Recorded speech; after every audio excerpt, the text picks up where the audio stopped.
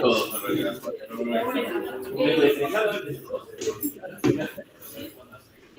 Bueno, espero que siempre algún mail o algo. Para contestar, siempre algún mail.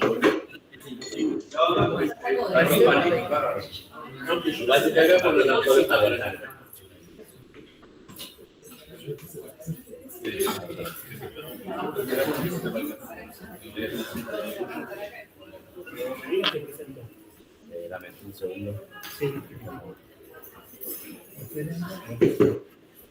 Aquí usa la.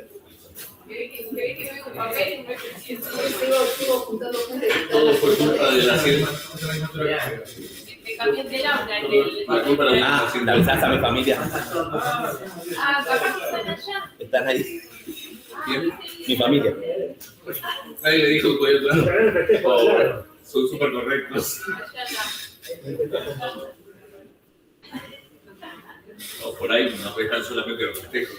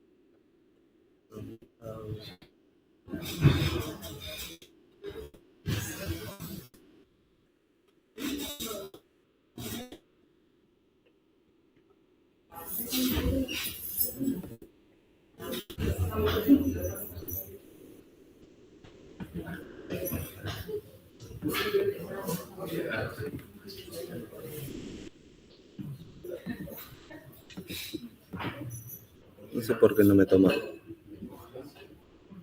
Selecciona. Sí, pero no sé por qué no me toma la otra ventana. Yo quería solo compartir la ventana.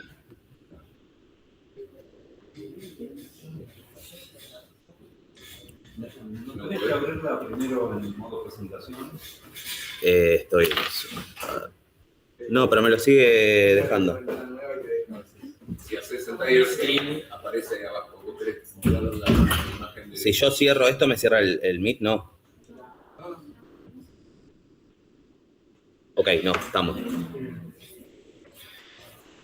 Carlos, ¿me escuchas bien? Sí. Perfecto. ¿Y ve bien? ¿Y se ve bien? Sí. Hola, bueno, gracias a todos por venir a la defensa de la tesis de Leandro. Siempre como parte de la comisión de doctorado es un orgullo y una alegría muy grande llegar hasta este punto. Si bien, o sea, este es uno de los puntos más importantes de la etapa de la carrera de doctorado, particularmente con estas tesis doctorales que arrancaron en la pandemia. Después, bueno, el esfuerzo de los doctorandos y los directores siguieron adelante. Después hubo cuestiones políticas y económicas que afectaron significativamente el desarrollo de estas tesis, la financiación de los subsidios que ofrecieron estas tesis, con lo cual llegar hasta acá es siempre un orgullo y un esfuerzo por parte de todo el equipo doctoral. Y bueno, llegar acá significa que se hizo todo el trabajo que el equipo considera, que los jurados, en este caso formados por el jurado, formado por la doctora Virginia Ceretín, el doctor Luis Pérez y el doctor Carlos Ucelar, estén en forma a distancia, evaluaron y consideraron que estaba apto para la defensa, pero bueno, ahora tiene una parte en la cual Leandro tiene que defender públicamente ante el jurado, ante el público, todo lo que hizo para que el jurado termine de poner la nota de la tesis. O sea que este es un paso muy importante, está buenísimo que haya mucha gente acompañándolo de acá, y ahora nos va a contar todo lo que hizo y explicar al jurado seguramente muchas preguntas que el jurado puede ya haber hecho en la lectura y evaluación de sus tesis. Así que bueno, lo dejo con Leandro. Gracias.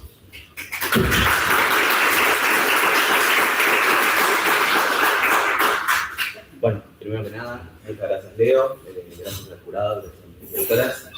El título de mi tesis es Análisis de mecanismos de promoción de simbiosis mediados por endofitos en la gramínea de interés agropecuario, un solito. Mis directoras son María Victoria Novas y Vanessa Leonela Tosi, yo soy Leandro Reino. Bueno, antes de empezar con la tesis vamos a hacer un pequeño marco teórico. Típicamente se evalúan las plantas como organismos aislados. Sin embargo, se sabe que las plantas coexisten con muchos microorganismos. Estas simbiosis no necesariamente son fijas, sino que son dinámicas y van desde el mutualismo hasta el antagonismo. En esta tesis en particular nos vamos a enfocar a dos tipos de simbiontes, que son los endofitos y los hongos micorrízicos arbusculares. Los endofitos son organismos que viven dentro del tejido de la planta, parte o todo el ciclo de vida y no causan síntomas evidentes de infección. Por otro lado, los hongos micorrízicos arbusculares se especializan en la captación e intercambio de nutrientes en la raíz. Bien, vamos a caracterizar un poquito primero cada uno de estos grupos, ¿no? Primero tenemos los endofitos de vástago. En particular, nosotros vamos a trabajar con los del género Picloe. Son endofitos sistémicos en gramíneas, en pastos de clima frío. Son ascomicotas, clavecitaceae. Viven en el tejido aéreo, en particular los de este género, crecen en el espacio intercelular por el apoplasto, tienen un crecimiento sistémico, coordinado con la planta, intercalar, y se pueden transmitir por dos vías. En particular, bueno, por la vía sexual y por la vía sexual. En particular nosotros trabajamos con los del hemisferio sur, que solo se evidenció hasta ahora que presentan su ciclo asexual. ¿Qué significa esto? Que la planta nace infectada o nace asociada al endofito, crece, ese endofito pasa a las semillas y de ahí a la generación siguiente. Acá tenemos una imagen del endofito creciendo en la semilla. Es decir, que la generación siguiente tendrá probablemente ese endofito. Ahora, ¿qué le sucede a la planta en presencia de este endofito, de los endofitos epicloides? Bueno, lo más característico es que le otorga una defensa por alcaloides, ¿sí? Es decir, frente a la herbivoría, las plantas se defienden, por decirlo de alguna manera burda, produciendo alcaloides. Por otro lado, se evidenció que también genera tolerancia a estrés biótico y abiótico. En el caso del estrés biótico podemos hablar del carbón, en el caso del estrés abiótico podemos hablar de la sequía, la salinidad. Y después se vio que las plantas asociadas al Picloe presentan generalmente mayor biomasa y que pueden modular el microbioma asociado a las mismas. Obviamente, como comentaba al principio, estos efectos pueden variar. ¿De qué depende eso? Bueno, de quiénes son los hospedantes, de quiénes son los endofitos y del ambiente circundante. Ya presentamos uno de los dos actores, ahora vamos a presentar el otro, que son los hongos micorrízicos arbusculares. Bueno, la palabra micorriza habla un poco de qué es esto, que es una interacción entre hongos y raíces. En particular, los hongos micorrízicos arbusculares son un tipo de hongos micorrízicos que forman unas estructuras particulares para el intercambio de nutrientes, que son los arbúsculos, que crecen de manera intracelular. Las plantas terrestres presentan aproximadamente 10% asociaciones de tipo con hongos micorrízicos arbusculares. De nuevo, esta simbiosis que genera mejoras en la nutrición, mejoras en el estrés, mejoras en el crecimiento, en parámetros de biomasa, parámetros fisiológicos, etc. Bueno, en el caso de los hongos micorrízicos arbusculares, crecen por el parénquima parénquima cortical, y pueden desarrollar, si bien crecen por la vía apoplástica, pueden desarrollar desarrollan estructuras intrarradicales, intracelulares. Yo le nombré antes los arbúsculos, que es la más característica del grupo, que son estructuras altamente ramificadas y que es el principal sitio de intercambio metabólico. Ven que está creciendo adentro de la célula. Es el principal sitio de intercambio metabólico entre la planta y el hongo. Pero también pueden presentar estas estructuras que son hifas coexifales, que son unas hifas hiperenrolladas, que también establecen un contacto íntimo entre la raíz y la planta, la raíz y el hongo. Por otro lado, hay géneros, no todos, que pueden presentar vesículas. Estas vesículas tienen estas estructuras ovaladas y pueden cumplir función tanto de reserva de nutrientes o lipídica como de propagación. Obviamente, como comentaba antes, esto no es tan estático y la presencia de uno y de otro va a depender del género, del hospedante, del género de los movimientos arbusculares.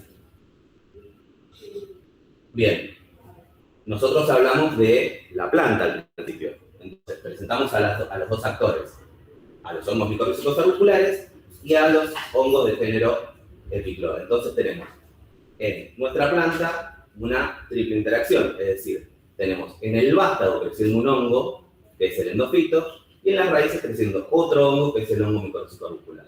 Entonces, nuestro sistema va a estar formado por tres actores. ¿Qué se sabe? Bueno, que ambos hongos son biótrofos, que ambos hongos son sumideros de carbono, es decir, el carbono que genera la planta va hacia estos hongos. Ahora, lo que no se sabe, si bien se sabe, se sabe que tienen efectos individuales en la planta, no se saben los efectos globales, no se saben los mecanismos subyacentes. Hasta ahora, ¿qué se sabe? Bien, se sabe que en especies nativas, la mayor evidencia dice que aumenta la micorrización en presencia de hongos de género Epicloa. Ahora, en especies forrajeras, en especies seleccionadas agronómicamente, esta micorrización en principio pareciera disminuir. Hay casos donde no hay diferencia o que estas diferencias ya no son tan estancas. Hay que todavía seguir estudiando estos sistemas. Bien.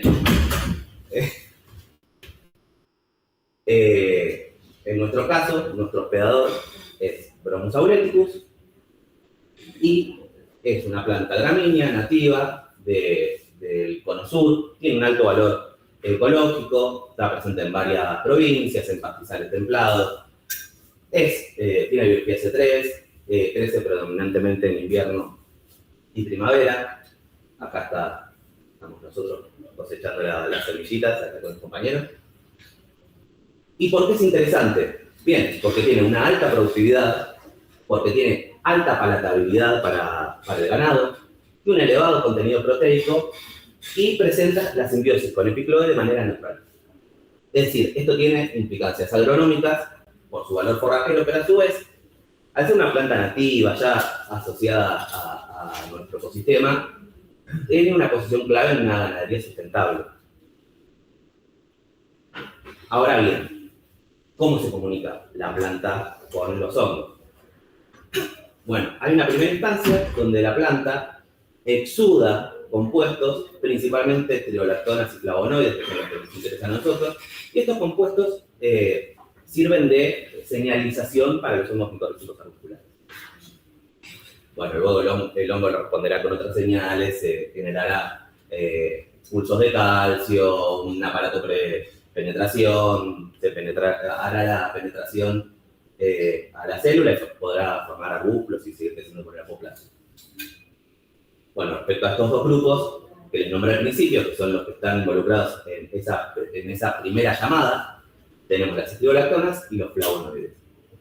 Respecto a las citolactonas, son fitohormonas, es una fitohormona relativamente reciente, conocida, que está involucrada en la germinación de parásitas. Las plantas parásitas necesariamente necesitan sensar citolactonas para activar su germinación. Y bueno, activan el reconocimiento inicial entre la planta y el hongo, modula algunos caracteres infectivos, como son la ramificación hifal, la germinación de esporas, y participa en el ajuste fino en esta etapa temprana de la colonización. Ahora, por el otro lado tenemos los flavonoides. Los flavonoides son compuestos fenólicos, son un grupo muy diverso, muy diverso, regulan interacciones bióticas en la rizósfera también, y promueven, como dijimos antes, el desarrollo presimbiótico de hongos micorrízicos arbusculares, también involucrándose en la germinación y el crecimiento hifal. En general, las estigolactonas se generan señales claves en esta primera instancia, en la instancia inicial. Ahora bien, los flavonoides son compuestos que sirven más bien de moduladores de esta instancia. ¿Por qué? Porque se evidenció que las estigolactonas son necesarias para germinación, sin embargo, los flavonoides pueden no serlo necesariamente. Ahora bien, una vez establecida la micorrización, hay otros reguladores de la planta.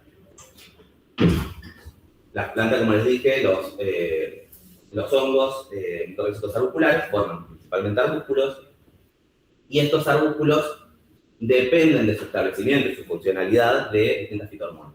Tenemos, por un lado, fitohormonas que funcionan como reguladores positivos, como pueden ser la auxina y el ABA, y tenemos otras fitohormonas que funcionan como reguladores negativos, que son el salicílico y las fibrilinas.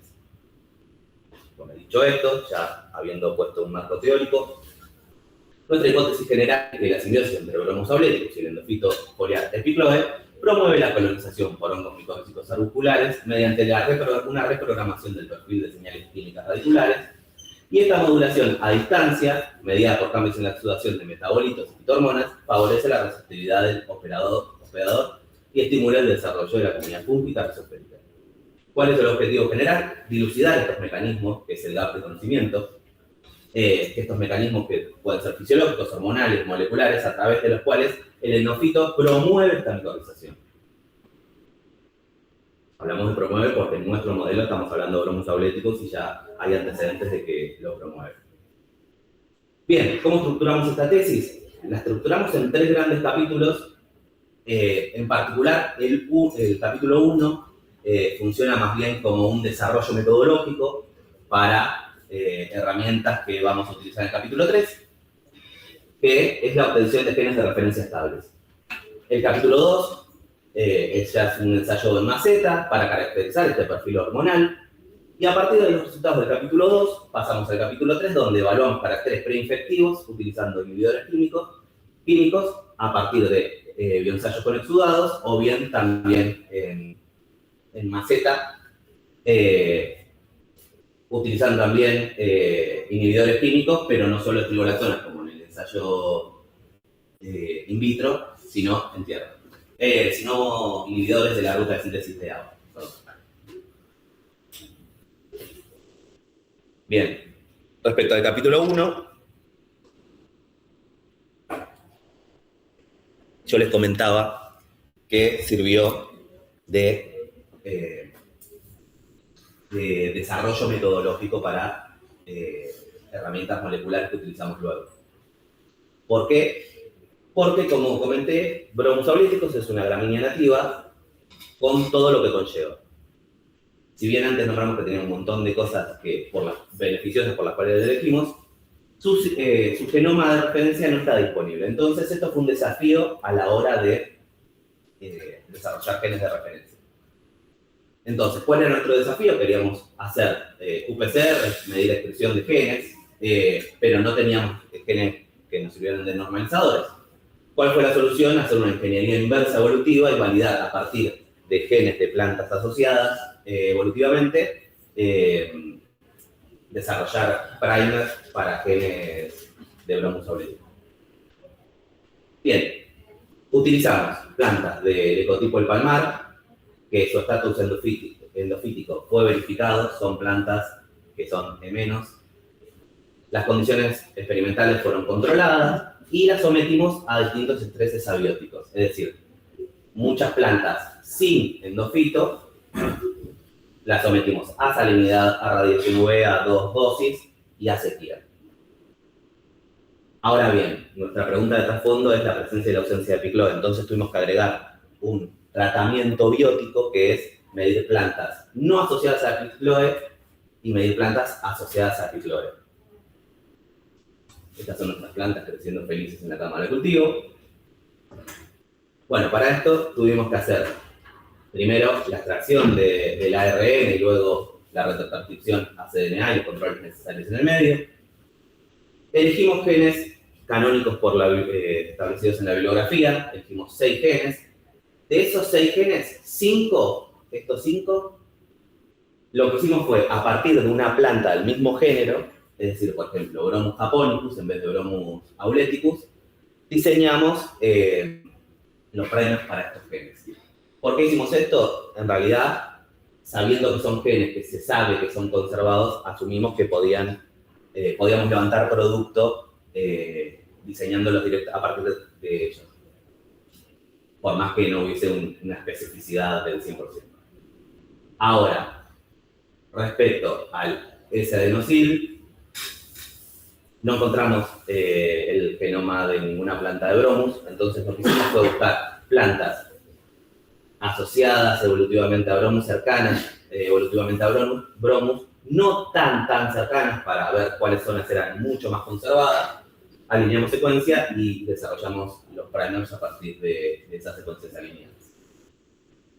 Bueno, corrimos las PCRs, mandamos a secuenciar, vimos especificidad y después hicimos el ensayo de estabilidad de los genes de referencia y utilizamos 2 programas que son el Genome, que hace una variación, evalúa la variación por pares, y el NormFinder, que tiene un modelo un poquito diferente porque contempla la varianza intra e intergrupo.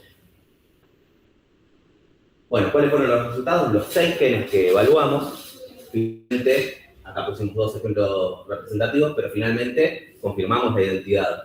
Alineamos contra los genes de referencia que habíamos utilizado, los resultados de la secuenciación, y la identidad era bastante alta. Bien, ahora, como les dije, una vez validada la identidad, corrimos las QPCRs para las plantas, perdón, para el RNA extraído de las plantas que habíamos utilizado en los ensayos de test abiótico y luego de presencia y ausencia de picloe. Obtuvimos estos valores, como ven, para el Genome. Todos los genes presentaban una estabilidad excepcional. Sin embargo, como comenté antes, la nuestra se trata de una planta hexaploide y nativa. Entonces, cuando vimos los resultados evaluados por NormFinder, que contempla la varianza inter e intratratamiento, vimos que esto no era tan así. De hecho, los valores, por ejemplo, si uno los compararía con muchos valores de la bibliografía de Arabidopsis, que es una planta modelo, se ve que estos valores son bastante superiores. Entonces nosotros tuvimos que establecer un criterio dentro de los valores obtenidos por NormFinder y establecer líneas de corte para generar categorías. Así que establecimos que estos eran los más estables, que estaban por debajo de 2,5 DS.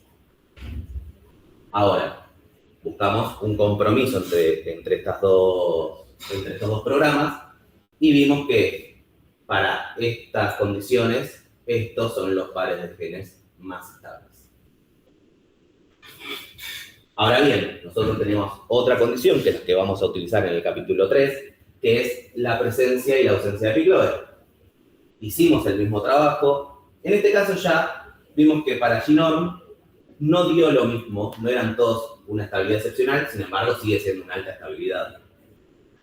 Y para el NormFinder, con el mismo criterio de corte, vimos que los valores eran mucho más bajos. Que esto se va a dar de la mano con algo que si quieren luego discutimos, que aparentemente la presencia de picloe disminuye la varianza de los tratamientos en general. Bien, nuevamente comparamos la salida de Genome con la salida de NormFinder y decidimos que estos eran nuestros 2 genes de referencia para la condición presencia y ausencia de picloe. Entonces, ¿qué sacamos de esto? Que depende del contexto, no da lo mismo que utilizar normalizadores canónicos, hay que validarlos. El Genome, por más que típicamente funcione, para nuestro modelo que es de alta variabilidad no sucedió. Vimos una reprogramación por simbiosis, porque notamos una alta diferencia en las plantas con estrés abióticos y el tratamiento que vimos de presencia de ausencia de Epicloe. Vimos que la variabilidad intrínseca de Brown nos hizo establecer la norm finder y que, independientemente del tratamiento, la ubiquitina pareciera ser el gen transversal más robusto y el que, en caso de que tengamos que evaluar otra condición, sería uno de los mejores candidatos en principio, por más que haya que confirmarlo. Ahora bien, ya desarrollada esta herramienta, pasamos al capítulo 2.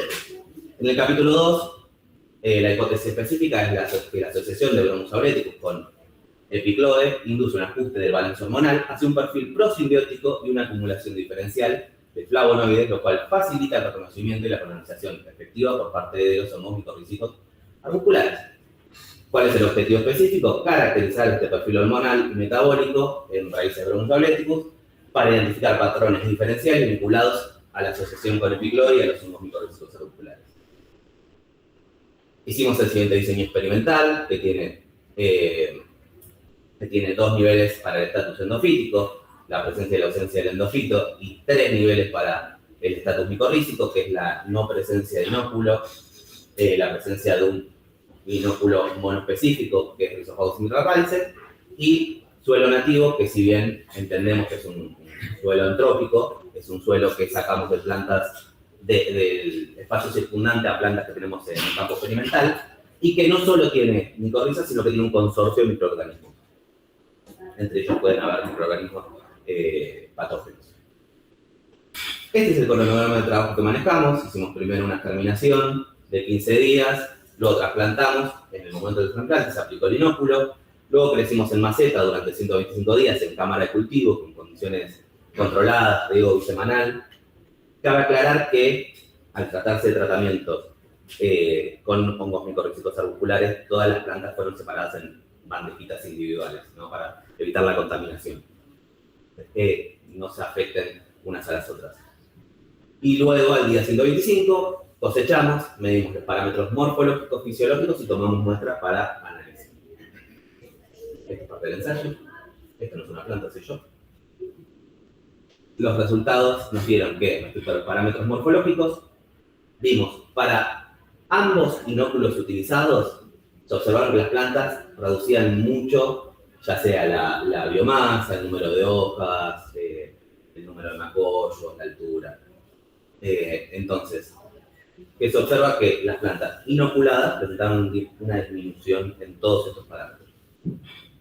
Ahora, medimos también como medición indirecta de parámetros de producción, por decirlo de alguna forma, el índice Verdor y clorofila A, B y total, y vimos que presentaron las plantas un aumento significativo con el inóculo de suelo nativo y que para las plantas con el monoinóculo de Rhizophagus intrarradices y en presencia de Epicloe, esto fue una tendencia marginal. De todas formas, en modelos tan variables como el nuestro,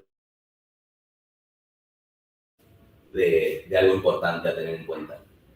Sin embargo, vemos que cuando interaccionan estos dos simbiontes, cuando está la presencia de Epicloe en el vástago y cuando está cualquiera de los dos inóculos, hay un efecto agregado, un efecto de esta interacción que es negativo. Por otro lado, tomamos muestras y mandamos a detectar por HPLC y caracterizar flavonoides. Si bien se midieron con un montón de patrones, los que se pudieron observar son en raíz el ácido gálico, el ácido clorogénico y la catequina, y en el vástago el ácido gálico y el ácido clorogénico. Los perfiles fueron diferentes según la combinación de los simbiontes, y a su vez medimos por espectroscopía flavonoides totales, y vimos que las plantas asociadas a inóculos, independientemente de cuál, presentan una mayor concentración de los mismos, de los flavonoides, en la raíz. Respecto al perfil hormonal, en este primer ensayo medimos ABA, salicílico y auxina, y vimos que las plantas asociadas a Epicloe y a los inóculos de hongos micorrízicos auriculares presentaron perfiles hormonales distintos, tanto en vástago y en raíz. Ahora bien, en raíz vimos un aumento tanto para la presencia del endofito y para la presencia de los hongos micorrízicos auriculares. Para el ABA vimos un aumento para la auxina, también para los dos socios. Y vimos un aumento, pero solamente en la interacción del salicílico en raíz. Es decir, no vimos efectos individuales de Epicloe, ni de la asociación Epicloe, ni de la asociación hongos micorrízicos auriculares, pero sí cuando ambos estaban presentes vimos que hay un aumento del salicílico en raíz. A su vez, respecto al vástago, vimos que en presencia de Epicloe el ABA baja, pero aumenta en presencia del inóculo monoespecífico. Para la auxina no vimos diferencias significativas y para el salicílico vimos que baja para ambos simbiontes. Bien, el objetivo de este trabajo está vinculado con la micorrización total, entonces no podíamos no medir micorrización. Y vimos algo que ya sabíamos previamente, que el endofito Epicloe aumenta efectivamente la micorrización independientemente del inóculo y que aumenta el porcentaje de árboles. Estas son parte de las fotos que tomamos de microscopía, donde se pueden ver las estructuras. Después, con todos estos valores, hicimos un análisis multivariado. Acá están los componentes de esta dimensión y acá están los componentes de la otra dimensión. Nosotros establecimos que la dimensión 1, que explica el 30,2 de la varianza, de la variabilidad de las muestras, presentan un gradiente entre parámetros más vinculados al crecimiento y al metabolismo activo, y que en su lado negativo presentan un aumento hacia la señalización hormonal y radicular en defensa. Y después los parámetros, las variables que están asociadas a la dimensión 2, o los aportes de las variables a la dimensión 2, mejor dicho, presentan un gradiente entre parámetros que están vinculados a la parte aérea, a la fotosíntesis, como eran los pigmentos y el índice verdor, versus los que están relacionados a la colonización micorrízica y a la raíz. Y vemos que cuando ponemos nuestras muestras en este PCA, se agrupan según los tratamientos. Como les comentaba antes, fíjense que los E- presentan mucha más variabilidad que los E+. ¿Sí? Esto ya se vio en trabajos anteriores en el laboratorio y es algo interesante para seguir explorando. ¿Cuáles son las conclusiones? Para esta instancia de crecimiento de la planta, planteamos que hay un costo de establecer la micorrización, que se ve reflejado en los parámetros morfológicos y de biomasa medidos, que hay un desacople entre los parámetros de pigmentos y biomasa, porque si bien vimos que hay una disminución en la biomasa para los parámetros asociados, para las plantas asociadas a hongos micorrízicos auriculares, vemos que hay un aumento en la clorofila total y hay un aumento en el índice verdor. Uno esperaría que se traduzca en aumento de biomasa, pero evidentemente no, así que hay un desacople entre estos y hay algo más para seguir explorando por ahí.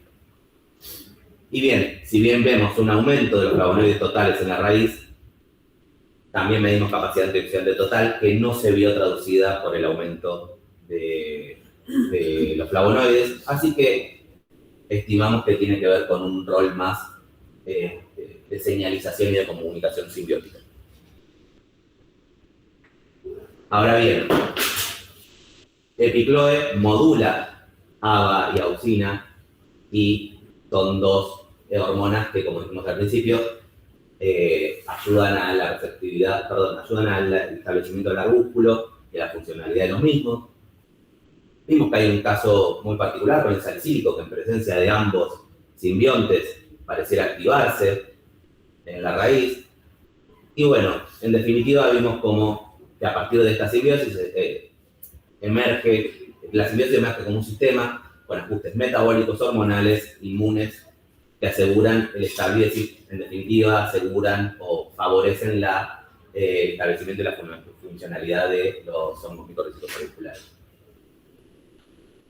A modo de resumen un poco, y que es lo que nos lleva a tomar decisiones para el capítulo siguiente, nosotros tenemos plantas no asociadas a epicloe, plantas asociadas a epicloe, que las plantas asociadas tienen un aba basal en raíz y una micorrización basal, y las plantas asociadas a epicloe presentan un aumento, y luego lo vimos que se traduce también en un aumento en la micorrización.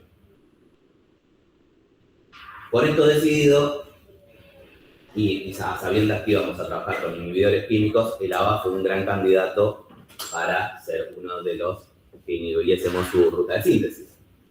Entonces, planteamos hipótesis específicas donde el ácido abscísico y las escriolatonas participan como mediadores hormonales clave en la promoción de la micorrización asociada a plantas EMAS de Bromus auleticus, y en consecuencia se espera que la inhibición de sus rutas de biosíntesis reduzca significativamente la colonización radicular por hongos micorrízicos auriculares, sugiriendo una dependencia funcional de señales hormonales específicas para el establecimiento exitoso de la interacción tripartita.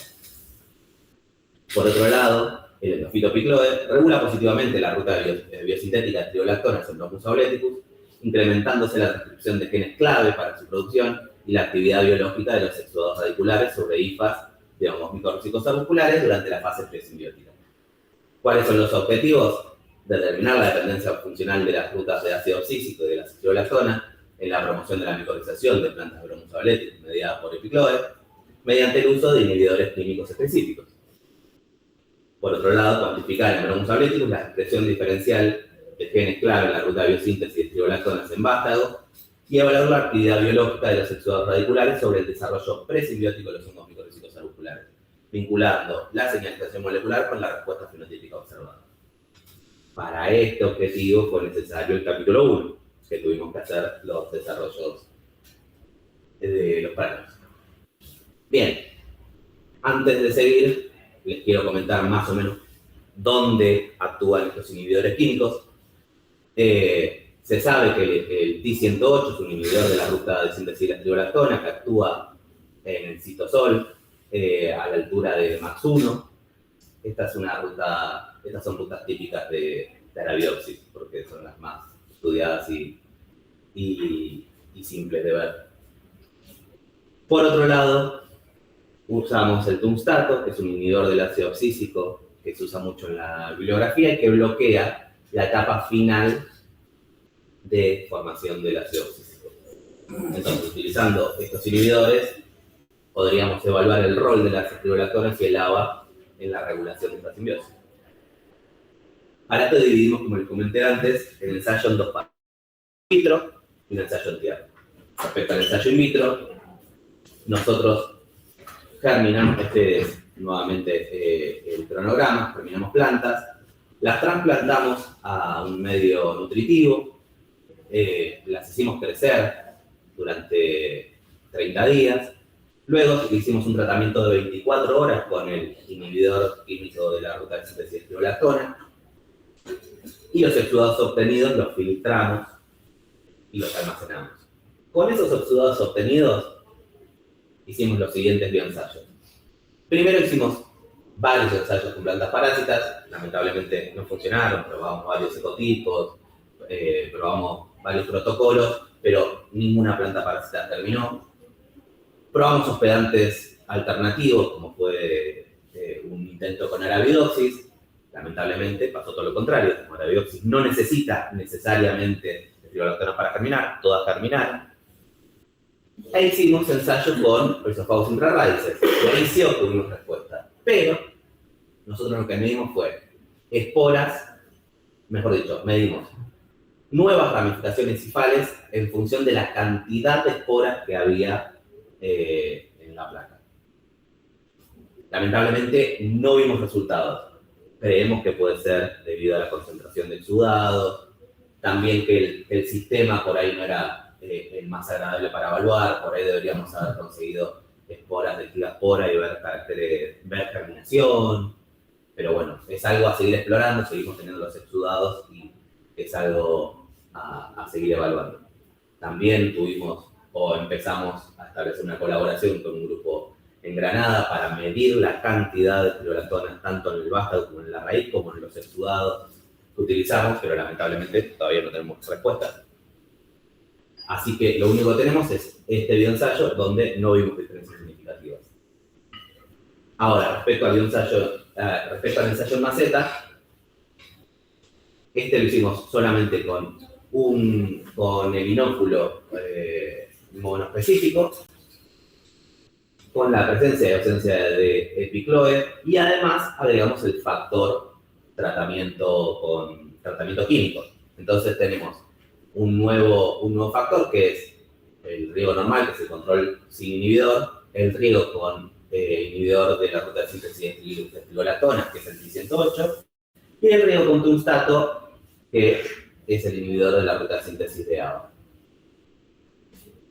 Esto, si mal no recuerdo, quedaron 12 tratamientos, que era una cantidad muy grande. Y el esquema, el cronograma, fue un poquitito diferente acá. ¿Por qué? Porque si bien terminamos y trasplantamos y pusimos el inóculo como siempre, apenas trasplantado, empezamos el tratamiento con inhibidores. Se regaba con un volumen controlado, 2 veces por semana, con concentraciones no muy altas. Luego pasamos a hacer un riego normal. En el medio vamos tomando plantas para evaluar si ya se habían micorrizado o no. Interrumpimos el riego para favorecer el establecimiento de la micorrización.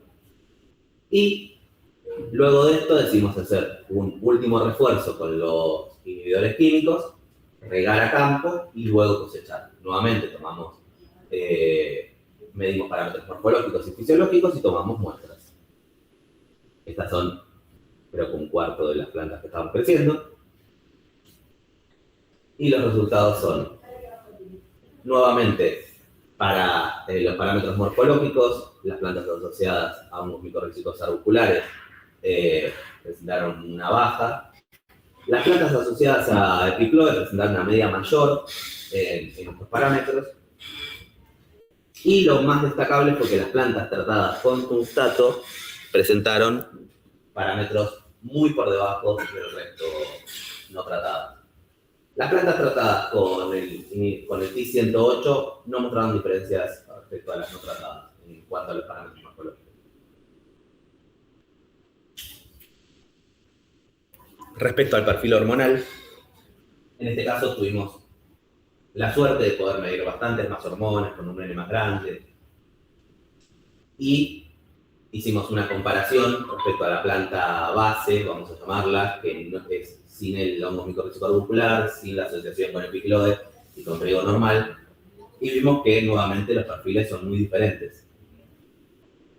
En algunos casos se observaron además interacciones significativas. En particular nosotros nombramos la del salicílico en el vástago porque presentó un aumento en la media en el tratamiento con tungstato, pero cuando hay interacciones entre la presencia de epicloe, la presencia del hongo micorrízico arbuscular, solamente el hongo micorrízico arbuscular con cualquiera de los otros tratamientos, presentó un descenso significativo. Ahora bien, respecto a los parámetros morfológicos, no. Respecto a la micorrización, algo tenía que ver. Vimos que sigue manteniéndose el aumento en plantas asociadas a epicloe. Si bien en este caso no nos dio significativo, no tiene una tendencia marginal muy marcada.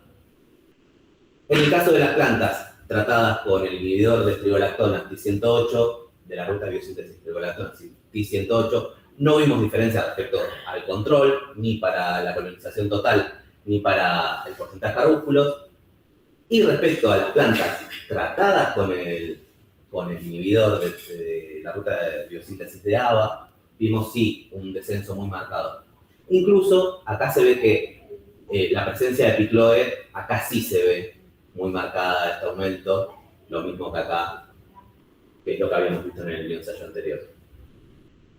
Ahora bien, de todo esto, lo que nos quedó como mayor conclusión es que las plantas no asociadas a epicloe presentan una ABA basal nuevamente y una micorrización basal. Cuando nosotros inhibimos el ABA, vimos una baja en la micorrización, lo cual es esperado, dado que el ABA actúa en mantener el funcionamiento del arbúsculo. Ahora bien, la otra parte de los objetivos era evaluar la expresión de genes asociados a la síntesis de triolatona. ¿Por qué lo hicimos con la ruta de síntesis de triolatona? Primero porque la triolatona ya sabíamos que estaba reportada que actuaba como señal preinfectiva. Luego porque no tenemos forma de medir las estriolatonas, por eso es que era interesante la colaboración que habíamos planteado antes. Entonces, una forma de acercarnos a qué está sucediendo era medir qué estaba pasando con los genes de la ruta de biosíntesis. Primero planteamos ir por el gen más río abajo. Lamentablemente es el menos conservado y no contamos con un genoma de referencia, por lo cual tuvimos que hacer primers regenerados que no funcionaron. Luego fuimos por los genes más conservados, que son los genes plastídicos, que son MAX3 y MAX4, que también son los que están más reportados en la bibliografía para medir la ruta de síntesis de triolatona. Para el gen MAX3 no obtuvimos un producto, pero no era el producto esperado. Para el gen MAX4 obtuvimos un producto y fue el esperado. Tanto para MAX1 como MAX2 o MAX3 tuvimos que hacer alineamientos múltiples. En este caso fue un trabajo un poquito más laborioso. Ahora, ya con MAX3 procedimos a poner a prueba qué pasaba en plantas E+ versus plantas E-. Y vimos que en el vástago hay una expresión 5 veces mayor en plantas asociadas a picloide que en plantas no asociadas. Entonces, esta diapositiva es un poquito especulativa y es un poco discutible, pero sabemos que hay una producción de estriolactonas basales, que las estriolactonas se exudan y que esto favorece el estado de infección. Pone a los hongos micorrízicos arbusculares receptivos y activos para micorrizar. Ahora bien, nosotros vimos que la presencia de picloide aumenta la biosíntesis de estriolactonas en las hojas.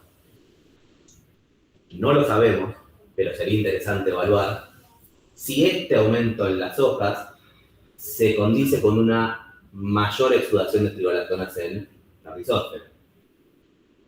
Obviamente, lo ideal hubiese sido medir también la producción en raíces. Lamentablemente, lo intentamos y no lo conseguimos. En caso de que esto se vea como un aumento, en una primera instancia, preinfectiva, las esporas tendrían una germinación aumentada y una ramificación hifal aumentada. Pero bueno, esto ya es parte de a futuro y proyección a futuro y especulación de lo que creemos que puede estar pasando. Entonces, ¿qué concluimos? Que MAX4 fue finalmente un gen que pudimos utilizar para caracterizar la vía de triolatona. El ABA está asociado a la estabilidad de la simbiosis con los hongos micorrízicos arbusculares. Las estriolactonas no vimos diferencias en la micorrización, así que asumimos que es porque está asociada a ese diálogo inicial. Tal vez deberíamos haber medido en otras etapas, en el futuro, ir evaluando a través del tiempo que va pasando con la micorrización. Que la deficiencia de ABA altera el balance de las hormonas a nivel de raíces. De hecho, se vio un aumento de nausinas, modificación de los plasmonatos. A su vez, vimos que hay una modulación activa por el picloide respecto a la formación de arbúsculos, que lo vimos tanto con la tendencia marginal como lo que sucede en el ABA, que incrementa el ABA. Y a su vez vimos que el picloide finalmente sobreexpresa respecto a la presencia de picloide, sobreexpresa el gen MAX4 Bromus jauleticus respecto a las plantas no asociadas. Con esto, ¿qué nos quedó? Bueno, que es necesario normalizar los genes, por más que sean genes canónicos, por más que sean genes muy probados, sobre todo en modelos como el nuestro, que es tan variable, que algo que por ahí nosotros decimos típico del libro, que la presencia de hongos micorrízicos arbusculares aumenta la biomasa, bueno, depende cuándo. En nuestro caso no lo vimos, de hecho vimos lo contrario, pareciera ver que frente a esta situación temprana para la planta, estaría priorizando establecer esta simbiosis frente a el crecimiento propio, que las hormonas tienen roles diferenciados, donde vimos muy marcada la diferencia entre las ciclolactonas, que parecieran establecer inicialmente la simbiosis, y el ABA, que pareciera mantenerla y favorecerla en etapa post-colonización. Bueno, el ABA fue finalmente el que reguló de manera central la estabilidad funcional, porque bajaron un 81,2% la formación de arbúsculos. Y por último, vimos una regulación positiva de la ruta de estilolactones por el endofito picloe, que, como les decía antes, tal vez es algo como para seguir explorando, porque así como vimos una sobreexpresión en vástago, sería interesante ver qué está pasando en raíz y luego qué está pasando en la rizósfera, ¿no? Si pudiésemos medir los exudados también. Este es un pequeño esquemita de lo que aportamos al GAP de conocimiento con esta tesis, que es que todo lo que vimos va asociado a que las esclerolactonas sí es una señal temprana y activa en el diálogo en planta. Obviamente esto deberíamos seguir explorándolo, es la parte que por ahí nos queda más pendiente por trabajar, que la asociación con hongos micorrízicos arbusculares tiene un costo inicial de carbono para nuestro modelo en las instancias que lo evaluamos, y que el ABA, finalmente, cuando lo inhibimos mediante inhibidores químicos, reduce muchísimo la formación de arbúsculos. Entonces, se sostiene y a su vez picloe favorece la producción de ABA en raíces, la síntesis de ABA en raíces. Entonces, el ABA estaría dándole la estabilidad funcional a esos arbúsculos, favoreciendo y asegurando el intercambio entre el hongo micorrízico arbucular y la planta. En definitiva, el picloe funcionaría como un modulador transversal, ya sea por una vía estimulando la señalización temprana, o por otra manteniendo y favoreciendo mediante la vía del ABA esta asociación. Muchísimas gracias.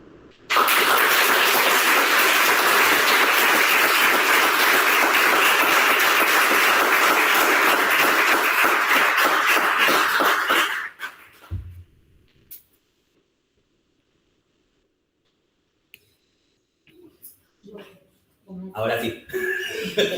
Comisión de seguimiento, quizás Sí. quiero ir después. Dale, Carlos, ¿querés empezar vos? Como les parezca. Como vos quieras, acá están sugiriendo eso. Bueno, perfecto, entonces. ¿Dónde sale? ¿Cómo, Dios? Perdón, no sabía de dónde salía el sonido, Carlos, disculpa. Te escucho. Sí, la verdad que te escuché bastante bien y pude seguir bien por las placas, pero te escucho mejor cuando te acercas al micrófono que cuando te apartas, digamos, así que ahí te aviso eso nomás. ¿Me quedo por acá? Ahí te escucho mejor que cuando te vas un poquito más allá, digamos. Perfecto. Aclaré que eso no implicó que no haya podido seguirlo en la tesis, más bien, simplemente para ahora las preguntas, que no tengo una placa para seguir. Bueno, antes que nada, felicitaciones por el trabajo que has realizado, en conjunto ahí con el equipo. Realmente me parece un trabajo muy interesante, sobre todo porque el tema no solamente es novedoso, sino que se ven pocos trabajos en la literatura que integren distintas partes integren distintos tipos de simbiosis, distintas partes de las plantas, con el agregado en este caso de que, se ha analizado expresión génica, se han visto características más ecológicas, así que felicitaciones por afrontar este desafío de, digamos, tener una mirada más, vamos a decirlo, holística, digamos, que uno sabe que cuando aborda este tipo de asuntos asume muchos riesgos, digamos, porque uno se imagina cómo están operando los distintos compartimentos, las distintas partes del sistema, y después, cuando uno hace los experimentos, no se comporta así. O sea que ya en sí mismo asumir el desafío me parece fantástico y me parece que es un aporte al conocimiento importante y relevante. Así que felicitaciones nuevamente para ustedes y para vos en particular por esta tesis. Yo tenía algunas preguntas que las realicé cuando devolví el manuscrito y a mí me pareció que eran preguntas que no hacía falta que yo tuviese que volver a ver el manuscrito o respuestas escritas. Así que por ahí desconozco cuál era la respuesta a esas preguntas, ni sé si han sido abordadas en el manuscrito. Así fueron discutidas y van a ser incorporadas al manuscrito, así que... Perdón, no te escuché. Que fueron discutidas y van a ser incorporadas al manuscrito de ya. No, todo bien, todo bien. Yo soy de los que piensan que la tesis es del tesista y en todo caso, digamos, supervisada por sus directores y bueno, uno sugiere para construir y si hay algo que no se considera, está perfecto. Los aportes por ahí no son tan adecuados, así que no tengo ningún problema. Lo que quería era, me estaba defendiendo de por si repito algo que ya dije en el dictamen. A eso me refería, digamos. Y en ese sentido, bueno, tengo acá un par de cosas, pero hay una cuestión que vos le volvés a mencionar acá y me gustaría conocer la opinión tuya, porque ustedes en el experimento, donde ven que voy a simplificar todo, Leandro, ¿no? Voy a simplificar porque tenés un montón de resultados, pero voy a simplificar. En el experimento donde se ven efectos neutros o negativos de la inoculación con hongos micorrízicos sobre el bromus, ustedes o vos atribuyen digamos, como mecanismo el pay first, eso de que, bueno, al principio crezco menos porque le estoy invirtiendo en los hongos micorrízicos y seguramente el beneficio después va a volver. Digamos. Sí. De hecho, vos como ahora en el cierre, la conclusión, hiciste como una justificación. Sí, se asume que siempre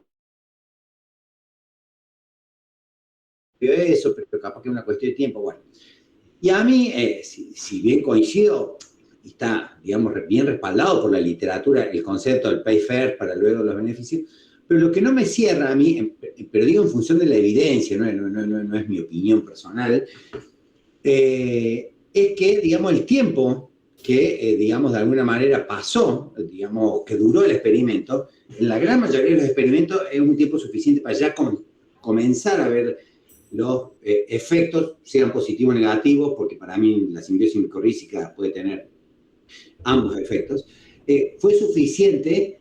Y cuando vos hablas de transitorio, para mí los efectos transitorios son las primeras semanas, en la literatura lo que he visto como máximo 3 semanas. Entonces, ¿por qué ustedes con la duración que tuvo, que no, la verdad es que no me puse a ver de nuevo cuánto duró, pero era cerca de 2 meses, ¿no? Sí, más o menos. Más o menos. 2 o 3 meses. Me parece que en la gran mayoría de los experimentos, más allá de los propios que he hecho yo, pero no me voy a basar en lo que yo he hecho, digamos, un tiempo suficiente para que los efectos estén consolidados. ¿Por qué siguen sosteniendo que son transitorios? Esa es mi pregunta. Mirá, nos pasaron 2 situaciones. Primero que son otros experimentos en condiciones distintas, pero ya tenemos antecedentes en el laboratorio que experimentos a campo, las plantas presentan en más tiempo, en casi un año, presentan la misma cantidad de biomasa, que ya sería algo muy distinto a lo que vemos nosotros. Pero bueno, en este caso serían condiciones diferentes. Pero nosotros inicialmente, voy a ver si encuentro una diapositiva que tengo que tener por acá. Inicialmente la idea era medir el crecimiento previo a la cosecha, ir midiendo como una tasa de crecimiento. Lamentablemente solo pudimos medir 2 puntos porque las plantas empezaron a crecer muy rápido y tuvimos que cosechar, pero En ese sentido, te quiero mostrar que, por ejemplo, no sé si se llega a ver, estos, por ejemplo, son las hojas, el número de hojas en un tiempo inicial, 15 días antes de la cosecha y 15 días después. Las diferencias se fueron achatando. Y lo mismo nos pasó para los otros parámetros. Los macollos también. No entiendo. Las hojas 15 días antes de la cosecha y 15 días después. Sí, 15 días o 3 semanas. Nosotros queríamos medir varios puntos para ver cómo funcionaba el número de hojas, el número de macollos y altura, y vimos que cuando lo medimos 3 semanas antes, eran diferencias mucho más marcadas que cuando lo medimos al momento de la cosecha. Fíjate, por ejemplo, en el caso de la altura. Las plantas en esa última etapa crecieron mucho. Eso es lo que nos hace pensar que tal vez si yo las dejase creciendo o en condiciones menos restrictivas, como en invernadero o en campo, tal vez esas diferencias no las vería. No sé si me explico. Sí, totalmente. Eso, a ver, vos descartás completamente. Efectivamente, como vos bien decís, no significa efectivamente que eso implique sí o sí un pay first. Es lo que nos llevó a pensar este cambio. Obviamente deberíamos seguir analizándolo, pero vimos plantas a campo que miden lo mismo, que pesan lo mismo, con más tiempo, asociadas o no a los hongos. Pero sí es algo a discutir. Pero digamos, quiero ver si te entiendo bien. Pero si vos decís que hay una cierta estabilidad, o sea, que no cambia demasiado, entonces quiere decir que se consolida un efecto negativo de los hongos. ¿Por qué va a revertirse si vos decís que ya han llegado más o menos? No, yo lo que digo es que en una etapa inicial nosotros vimos una diferencia muy abrupta en los caracteres morfológicos. A medida que pasó el tiempo, vimos que esa diferencia se achata. Y después en experimentos a campo que no son míos y que yo no hice, vemos que o no hay diferencia o la diferencia es positiva. Para nuestro modelo, para Bromus. Perdón, ¿efecto de los endófitos o efecto de los hongos micorrízicos? No, de los hongos micorrízicos arbusculares.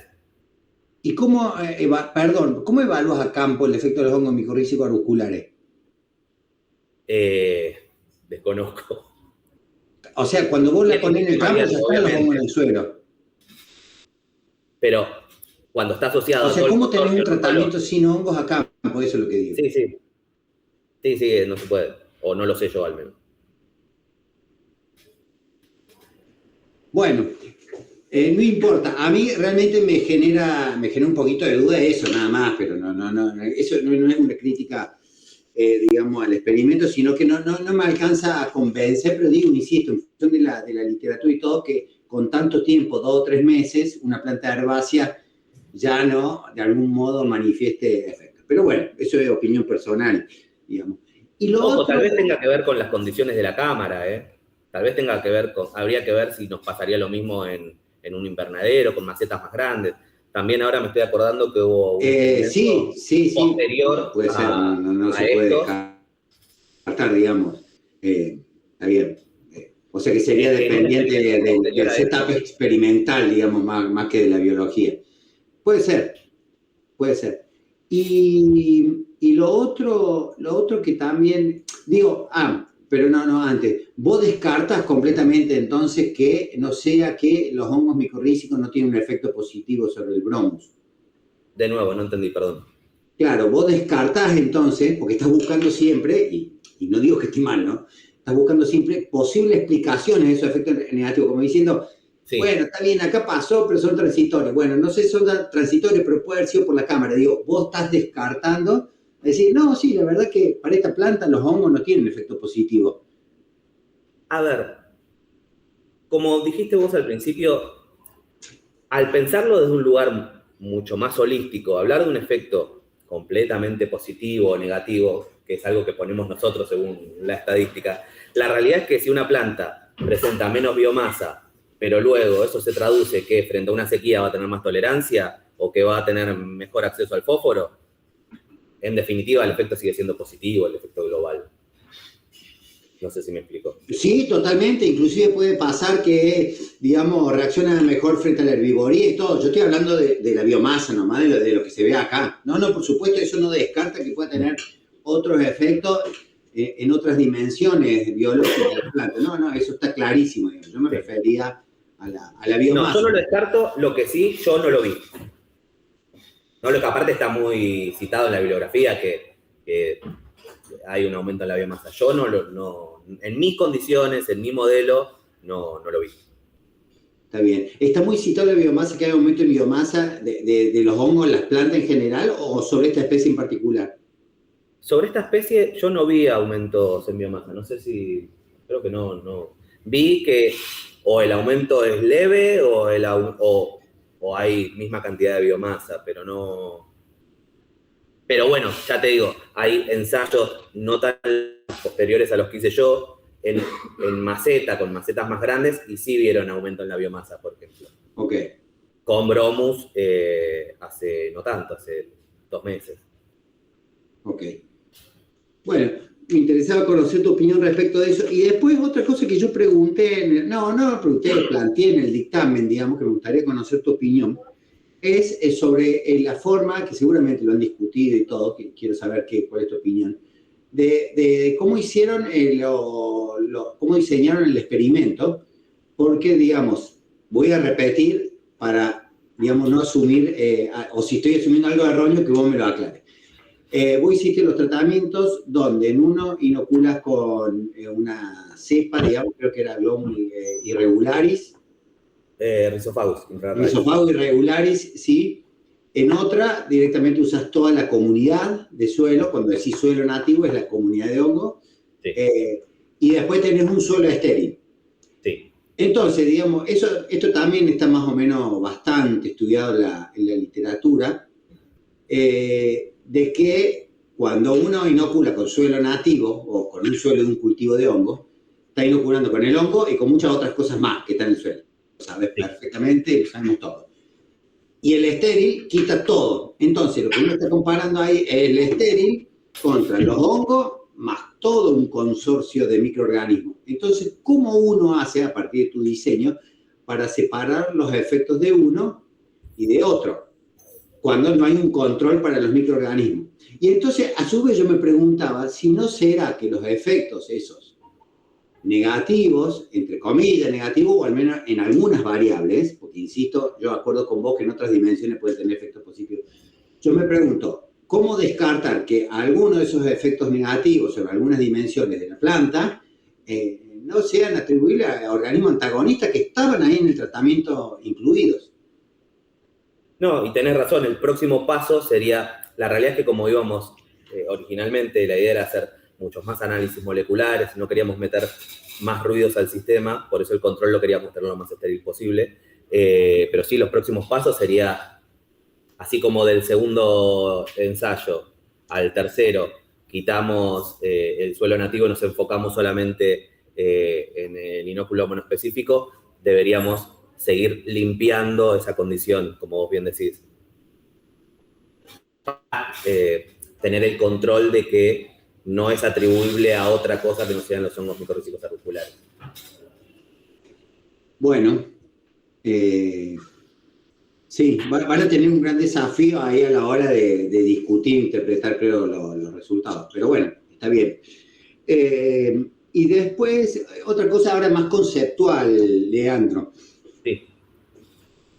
Vos, en toda la tesis, implícita o tácita y explícitamente, digamos, siempre se evalúa cuál es el efecto de los endófitos sobre, digamos, la colonización micorrícica, sobre los hongos micorrícicos, las señales, etc. Lo cual, yo que soy bastante ignorante en el tema, pero traté de informarme un poco, asumo que es porque, voy a repetir para ver si lo que digo está bien y vos me decís si estoy bien o estoy mal. Sí. Como los endófitos tienen transmisión vertical, ya las plantas, desde que el momento que germinan o que comienzan a crecer, ¿tienen o no tienen endófitos? Entonces, claro, el endófito va a ser algo, digamos, endófitos y no a la inversa. ¿Por qué? Porque la colonización, a ver, yo te lo pregunto y vos me decís, está bien, porque entiendo que la colonización micorrízica siempre viene después. Exacto, sí, sí. Exactamente. Sí, vos tenés una planta que está asociada desde la semilla al endofito. Entonces tenés poblaciones con endofito y poblaciones sin endofito. Perfecto. Al menos en el caso nuestro, que estamos en el hemisferio sur, donde no se vio otro tipo de transmisión. Porque si no, ya ahí estaríamos hablando de una transmisión con colonización de la flor, produciendo abortos florales, entonces sería otra la discusión. Pero en el hemisferio sur, que solo se vio este tipo de transmisión, sí. Perfecto. Bueno, y ahora entonces estaba interpretando bien, digamos, la racionalidad del funcionamiento de este sistema. Entonces ahora la pregunta es la siguiente. Los endófitos regulan esta relación, pero yo pensaba, digamos, esto es una planta que reviste cierto interés como forrajera y, por supuesto, seguramente los agrónomos, digamos, se interesarán más por en qué tipo de ecosistema crece mejor, crece peor, qué tipo de uso de suelo. Esto un poco lo menciono porque paralelamente a tu tesis me ha tocado evaluar otra que aborda cosas parecidas, aunque diferentes, pero digamos con el mismo sistema en agronomía. Entonces estoy familiarizado con la mirada de los agrónomos sobre este tema. Entonces, los distintos usos de suelo puede, digamos, afectar la productividad de este forraje, etc. Entonces, la pregunta que yo me hago, y que tiene relación con lo que te planteé al principio, es: los endófitos, por supuesto, van a determinar, y vos algo mostrás, en tu tesis, digamos, algo valioso, dentro de las muchas cosas valiosas que tiene, es mostrar algunos mecanismos fisiológicos a partir de los cuales los endófitos pueden influir en la simbiosis micorrízica y en las raíces. Ahora, me pregunto, y esto ya te estoy preguntando por una opinión tuya, no tiene nada que ver con los resultados de la tesis, o sí tienen que ver, pero digamos, son inferencias que vos tenés que hacer. Así como los endófitos influyen sobre la colonización micorrízica, el tipo de comunidades que hay en el suelo, porque hay comunidades que tienen más diversidad, comunidades que tienen menos, de acuerdo a los tipos de uso del suelo, ¿no es cierto? ¿Cómo pensás vos que pueden retroalimentar? Es decir, ¿cómo pueden distintas composiciones de comunidad, o si queremos simplificar, una comunidad más pobre en riqueza y una comunidad más rica, pueden retroalimentarse sobre este sistema simbiótico que involucra por encima del suelo a los endófitos y por debajo a los micorrízicos? ¿Se entiende lo que quiero decir? Sí, y es algo que, de hecho, en algún momento lo discutimos incluso nosotros, porque, por ejemplo, empezamos a ver muchos más efectos de los hongos micorrízicos, de los inóculos, de la presencia de los inóculos frente a los de Epicloe, y sin embargo teníamos que pararnos a charlar desde un lugar para poder hacer un análisis profundo.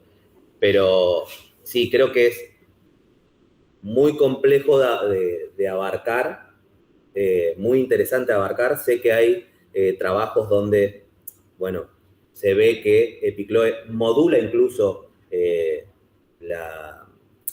la microbiota del suelo, entonces son muchos diálogos en simultáneo, ¿no? Entonces creo que el desafío, y que es parte de lo que comentabas vos al principio y que nosotros tratamos de abordar de una manera muy simple, es ver los sistemas como algo holístico, donde no está solamente la planta aislada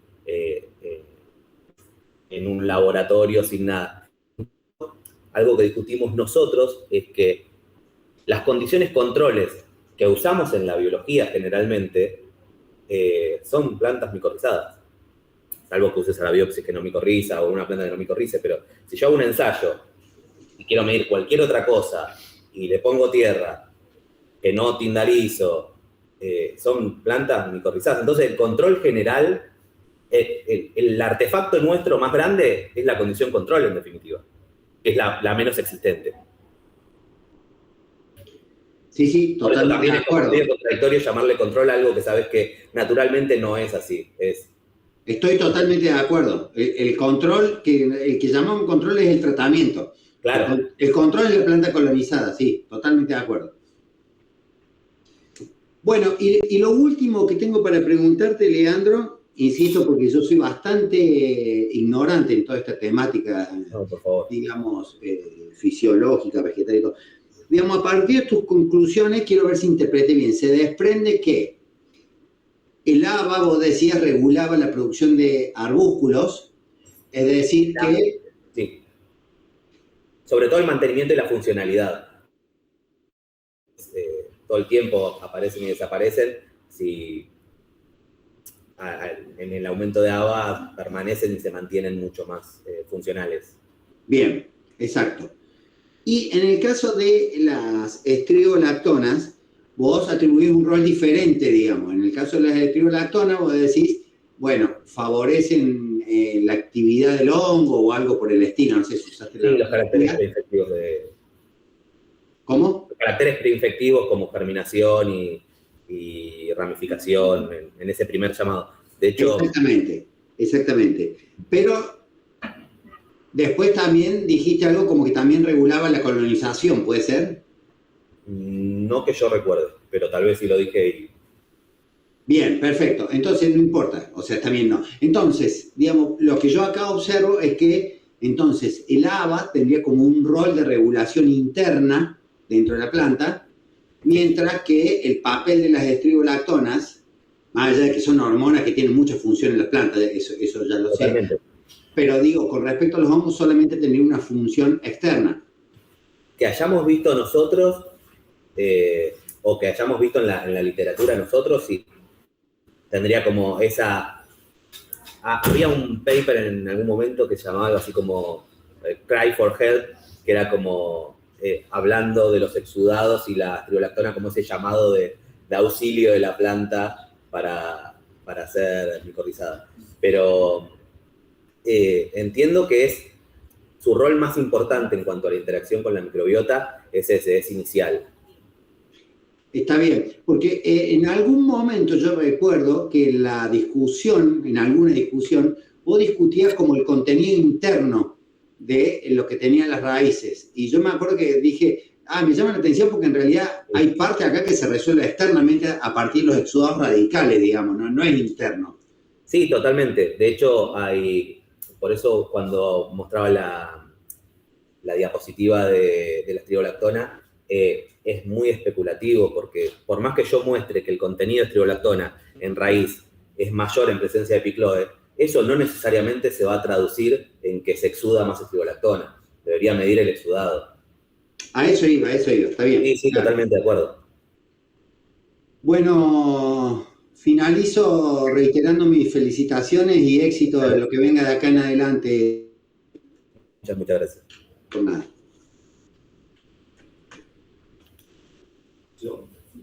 Bueno, te felicito por distintos pasos, por la versión distinta, que me gustó mucho. Disculpo por haber tardado un poquito más en realizarla. Me gustó mucho la presentación, está súper clara. Para mí que en concordancia no manejo del todo algunas cuestiones, me resultó muy clara. Tengo como dos grandes preguntas. Una tiene que ver con las señales que da la planta para promover la sucesión de las micorrizas, o para lo que resultan en la sucesión. Y en particular, a lo mejor lo podemos ver con la figura de flavonoides. Yo tendría a pensar de que si la planta estuviera pidiendo ayuda, como dijiste recién en una de tus respuestas, a las micorrizas. Sí, ese es el título fantasía del paper. Sí. Pero agarrando de eso un poco, donde no hay micorrizas sería donde más ayuda estaría pidiendo. Entiendo que sí, porque de hecho, a su vez, las micorrizas se regulan a sí mismas. Claro, yo pensaría, por ejemplo, el suelo estéril es donde más flavonoides tendrían que tener. Es donde están pidiendo micorrizas y nunca llegan. Sí.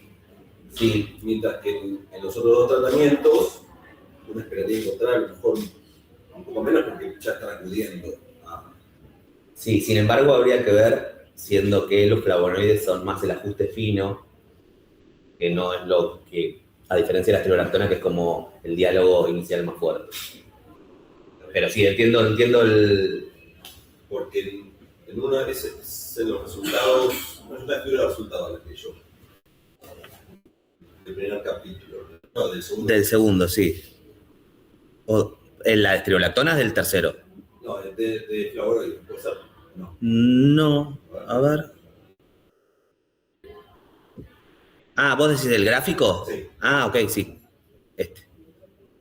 Ese yo esperaría que el tratamiento control ya no tengamos mayor cantidad de flavonoides porque es donde hay más demanda. Vos vas a invertir como planta más en generar la asociación con micorrizas. Y sí, eso es lo que pensaría yo sin laburar en micorrizas y sin las reproducciones a lo mejor tan grandes como tenemos el tema. Pero uniéndolo con lo que, perdón, uniéndolo con lo que vimos en el capítulo 3 con las estriolactonas, que eran plantas más o menos del mismo tiempo, nosotros, si bien no medimos estriolactonas, no vimos aumento en la micorrización y asumimos que podría ser que actúan más en una micorrización temprana. Entonces, tal vez en esta instancia de crecimiento de la planta con la micorrización establecida ya no es necesario esa producción. Ah, bueno, no, pero es verdad lo que estás diciendo vos, que son plantas sin micorriza. Perdón, no, cualquier cosa que te dije. El control es a partir de la asociación, ¿no? El control, tenés las micorrizas generando algo, el endofito ahí mediando un poco la respuesta de la planta, pero si no hay micorrizas hay una producción más grande. Sí, a ver, calculo que tiene que ver más con que es un ajuste fino y con que no es el ajuste más grosero o el diálogo más grande que es el de las estriolactonas. Sin embargo, sí, es algo que no me había dado cuenta. Yo no lo veo tampoco. O sea, no, pero la línea de pensamiento me parece que está bueno. Bueno, esa era una de las cosas.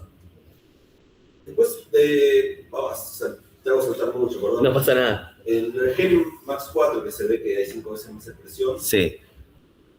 A mí me llamó la atención la versión escrita y ahora también ese no significativo que está chiquitito allá arriba.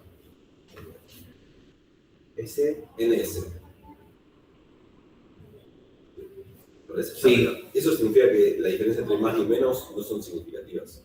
Sí, es verdad, no me había puesto a pensar. Puede ser, a ver, lo que nos pasa muchas veces en este tipo de modelos con mucha variabilidad, que las tendencias terminan siendo lo que nos marcan la línea, pero fíjate que la variabilidad, por ejemplo, es enorme. Entonces, sí, puede ser que estadísticamente no tenga una diferencia significativa y que veamos una tendencia en las medias a... Claro, ahí analizando un poco a lo mejor los datos para ver qué te está pasando, porque es uno de los, cuando vas a hacer el marco conceptual general de Génesis, está todo basado en la elección de tejido, entonces es algo medio. Después la última pregunta, así grande, es que vos arrancaste la tesis y es algo bastante, que ya lo escuché, diciendo, bueno, Bromus es una especie que tiene un gran potencial como forrajera. Y la diferencia, se quiere rescatar que Bromus, una potencial forrajera, tiene esta cuestión de que no está este antagonismo entre micorrizas y endofito que se ve con las domesticadas. Pero lo que se está buscando en Bromus es que se convierta en una de estas domesticadas. ¿Sí? Entonces, sería la aproximación que vos tendrías para que en el proceso de domesticación el que Bromus deje de ser Bromus se convierta en un rollo con una pestuga, no ocurra esta inversión en el efecto o en la inversión entre micorrizas. ¿Tengo plata infinita? Sí. Ok. Y lo ideal sería ver qué está pasando en Lolium, por ejemplo, y en Bromus, por ejemplo, no sé, hago un RNA, que en ambos veo qué se prende, qué se apaga, y en el proceso de domesticación, yo calculo que si es así como pareciera ser que todas las plantas domesticadas colonizan menos, tienen menos colonización micorrícica, bueno, hay que ver qué genes asociados a la micorrización están asociados a caracteres que seleccionamos agronómicamente. Entonces, debe haber un algo de eso dando vuelta que a mí en particular, y de hecho es algo que nos quedó pendiente, María Peña lo sabe, ver qué se está aprendiendo, qué se está pagando, en presencia y en ausencia de Picloe, y mucho más si lo comparo con el gap real de conocimiento, que es qué está pasando entre este universo de plantas no seleccionadas y estas seleccionadas que vemos efectos tan antagónicos.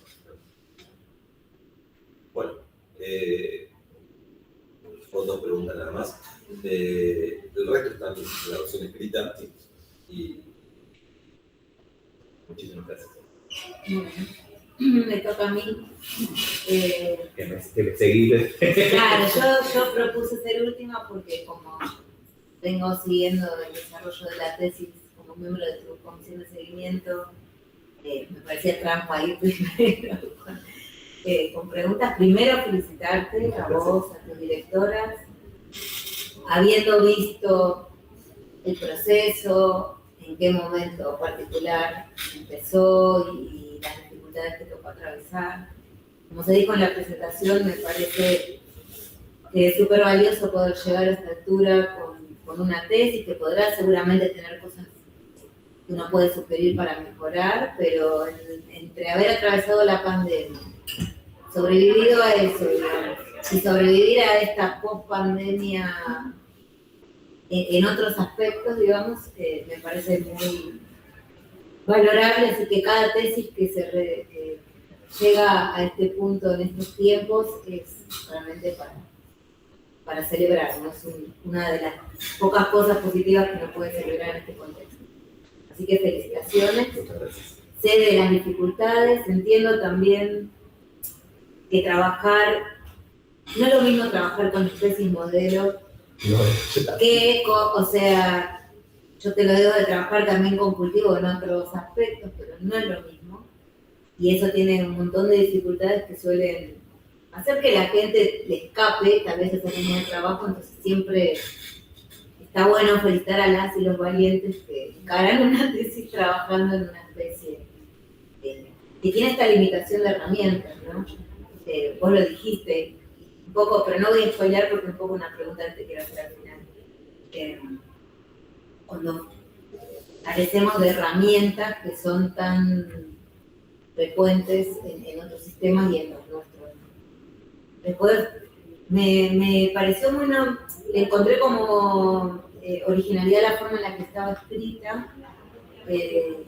Me dio como un aire un poco vintage de la escritura, pero me gustó. Me parece que estaba muy bien escrita y la presentación estaba buenísima. Creo que todos los modelitos que sumaste y las diapositivas integradoras de resultado ayudan un montón a la interpretación. No es un tema fácil, yo tampoco, o sea, lo mío con patógenos.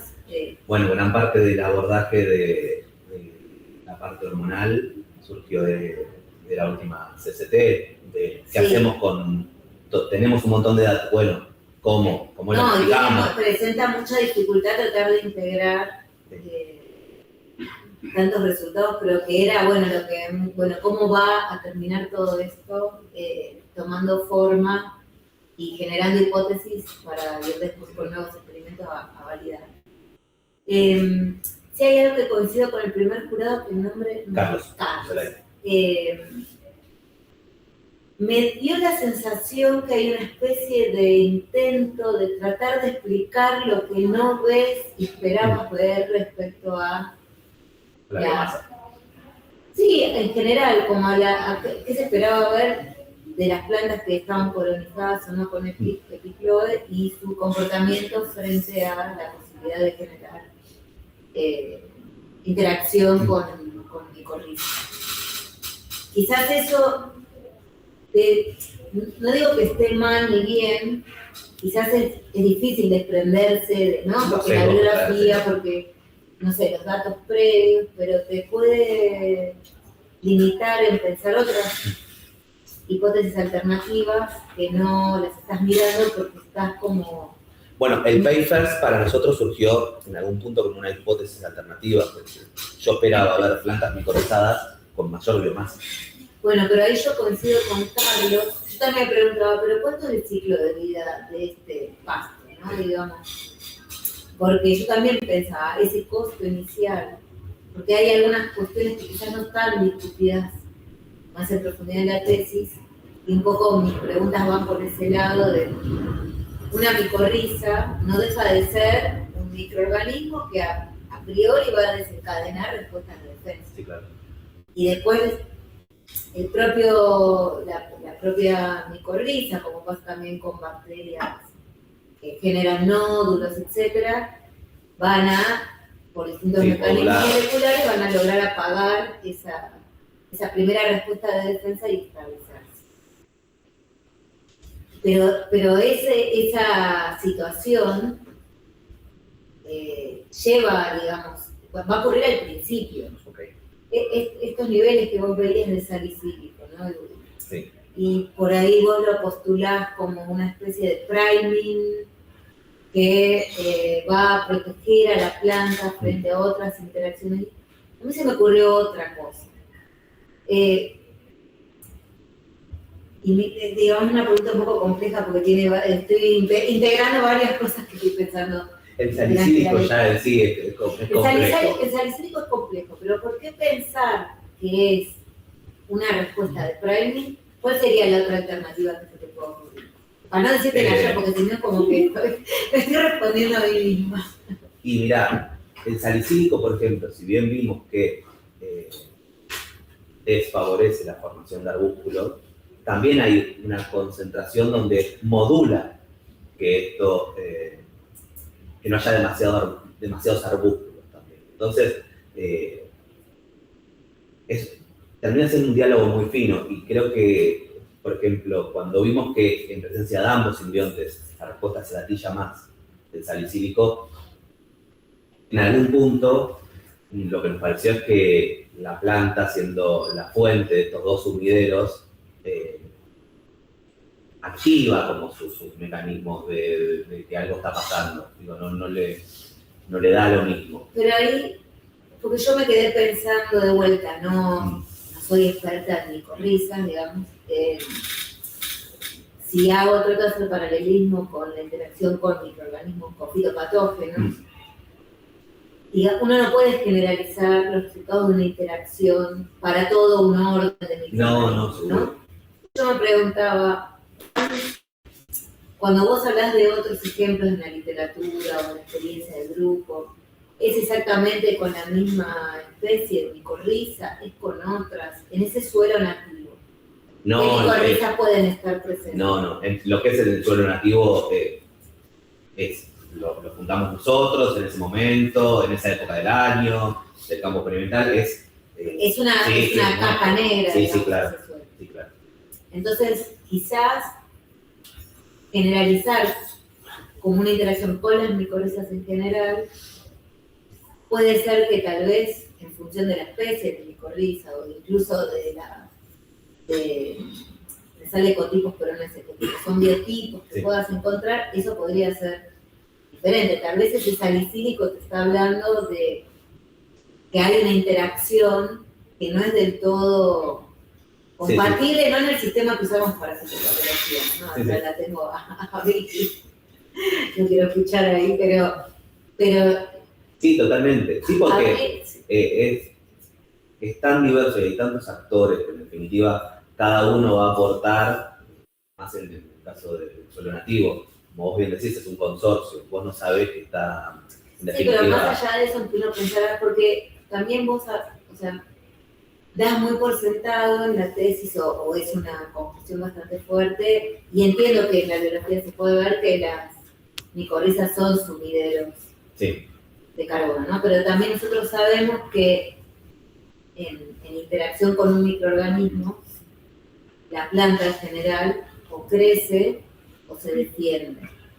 Y quizás habría que pensar si esta interacción, si este impacto que ves en la biomasa, etcétera, no tiene que ver con que es una interacción donde todavía sigue habiendo alguna respuesta de defensa evidenciada por el salicílico y que eso está impactando en... Sí, de hecho es algo que discutimos a través de la pregunta de Pfeiffer en los dictámenes.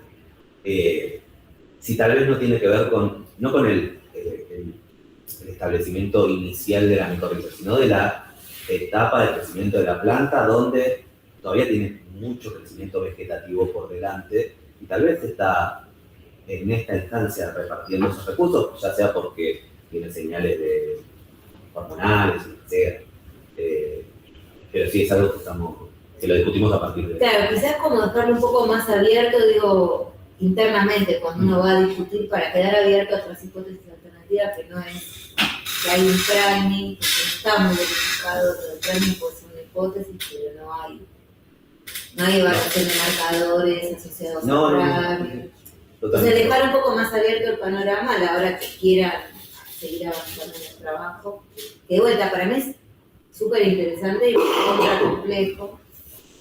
Lo último respecto a eso es que quizás cuando te preguntaba por los pastos, digamos, domesticados, las especies que se usan como forrajeras, también, de nuevo, ¿no? Durante la domesticación hoy sabemos que por ahí va seleccionando hacia caracteres de rendimiento, o digamos... Por eso cuando él me preguntó, dije, bueno, debe haber algo que está asociado, algo que estamos eligiendo fenotípicamente. Eso por ahí va en contra de defensa, ¿no? Digo, tener en cuenta esos procesos antagónicos que ocurren en las plantas y que uno por ahí está mirando una parte y no está mirando la otra. Simplemente no estás exponiendo a esos estrés y por esas interacciones. Sí, por eso respecto a la pregunta de Luis, verdaderamente me parece que el paso interesante en algún punto es, bueno, hay que comparar estos dos sistemas, hay que compararlos de alguna forma. ¿Qué está pasando? Sí. Porque ahí está la pregunta, ahí está el gap rico, ¿no? Esto es un primer acercamiento desde la nativa para ver qué está pasando, pero sí hay que seguir explorando. Y quizás una pregunta más es, en el caso de las estrigolactonas, ¿no? Que bueno, no funcionó el experimento de la germinación de las parasíticas, bueno, esto que está bien descrito en la tesis, lo volviste a decir acá, pero tienen este indicio de inducción, sí, de la expresión de uno de los genes de la biosíntesis. Sí. Eso, es re poquito. Claro, tener cuidado que... Lo que pasa que, si bien es poco, sí tenemos antecedentes en el laboratorio de que exudados de bromus favorecen caracteres infectivos. ¿Lo podemos atribuir a estrigolactonas? Y no. Acá era el chiste de usar los inhibidores, era el momento. Lamentablemente no ahí, pudimos. Mi pregunta era porque los inhibidores, tanto para ABA como para estrigolactonas, por lo poco que yo vi, yo nunca los usé, pero indagando un poco, tienen efectos medio pleiotrópicos. No son súper... O sea, existiría la posibilidad, no sé, porque vos cuando querés demostrar algo, podés demostrarlo o por la falta, digamos, lo retirás. Sí, o con la aplicación sintética. O lo acumulás en exceso y te fijás, digamos, si tenés los fenotipos contrarios frente a los dos tratamientos. Pensar, no existe la posibilidad de... Mirá, no sé si se ve... Nosotros tenemos GR24, que es el análogo sintético de estrigolactona. Sí. El experimento ideal con los exudados era ver qué pasaba con la inhibición y ver qué pasaba con el agregado sintético, si recuperaba el fenotipo o si lo pasaba. Lo que nos hubiese gustado ese era como el cierre de las estrigolactonas, en definitiva. Ni hablar si nos podían medir en España. Pero ese era el cierre que nos hubiese gustado darle. Lo mismo en las plantas parásitas, era una medida indirecta, reportada bibliográficamente. Hasta intentamos conseguir semillas de parásitas nativas de acá y terminó siendo re difícil. Y la gente que trabaja con parásitas y exudados nos dijo que es complejo y que funciona o no funciona y que podés hacer 10 veces el experimento y te funcionó 2. Así que no es el modelo tampoco más amable para trabajar. No, sí, flor de desafío el proyecto. Y mi última pregunta es, si tuvieras plata infinita, como dijiste, en una situación ideal, ¿no? Porque a veces nos vemos muy como, tenemos un corset pensando en función de lo que tenemos a mano, claramente, pero a veces está bueno pensar, si pudiera y tuviera los recursos, ¿qué sería lo próximo que harías o cómo seguirías el proyecto? Y a mí me parece que lo más rico que tendríamos para hacer son cuestiones ómicas, paratómica, el RNC, porque acá, vos lo sabés porque lo vimos desde la primera reunión. No solo el RNC respecto a qué se prende y qué se apaga en la planta. Por ahí estaría bueno hacer uno con mucha más profundidad y ver un dual, ver qué está haciendo el picloe también, qué genes tiene el picloe que se están prendiendo en este caso, por ejemplo. Y ahí sí agregar también la micorriza. Me parece que hay mucha información todavía por comprender en cuanto a la biología molecular, hacer algo que no me parece que la pata molecular es lo que nos daría como una visión para ir mucho menos a ciegas en un siguiente estadio. Por ejemplo, si nosotros hubiésemos querido hacer los ensayos moleculares que hicimos, los primers hubiesen sido los correctos de una probablemente. Bueno, esas cosas de la molecularidad te pido. Bueno, nada más. Muchas gracias.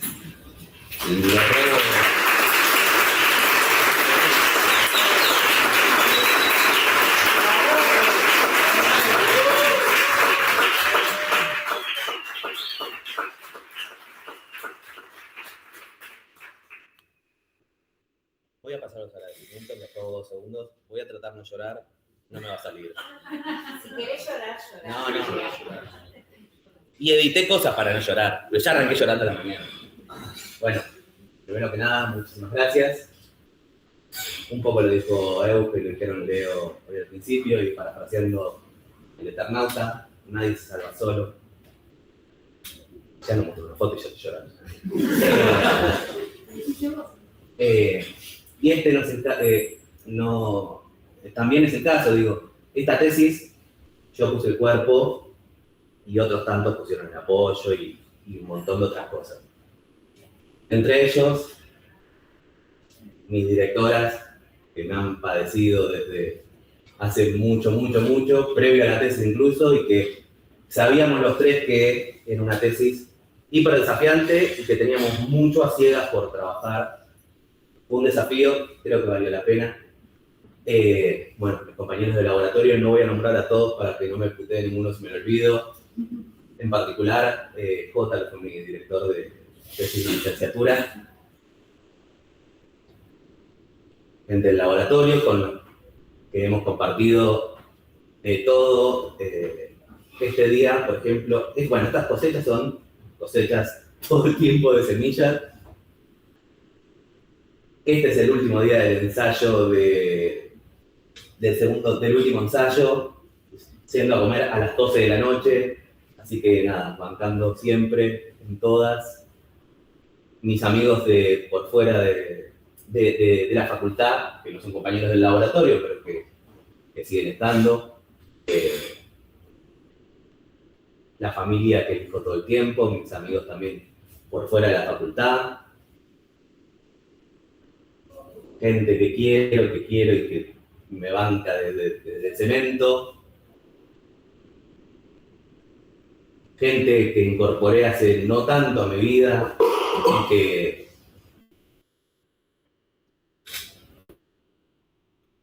me bancaron en un año muy particular. Mi familia, que a veces no entienden ni qué estoy haciendo. No les preguntan de qué me recibo porque por la duda, pero que siempre están ahí al lado. Y nada.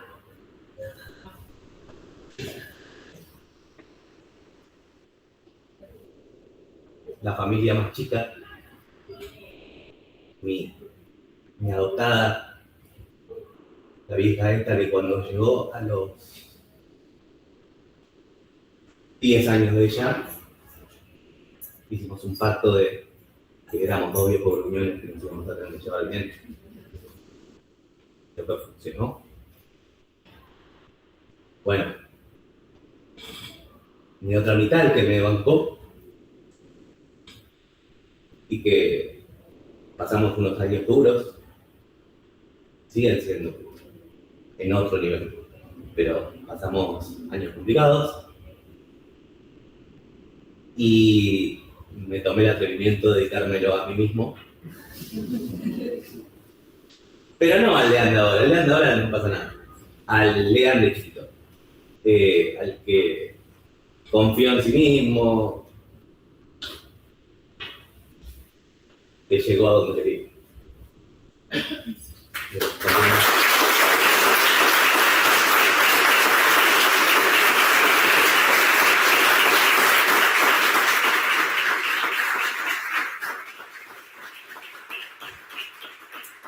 Lloré bastante poco respecto a la tesis de licenciatura. En la tesis de licenciatura por esta aula con 3 personas. Sí, sí. Pero bueno, muchísimas gracias a todos por venir.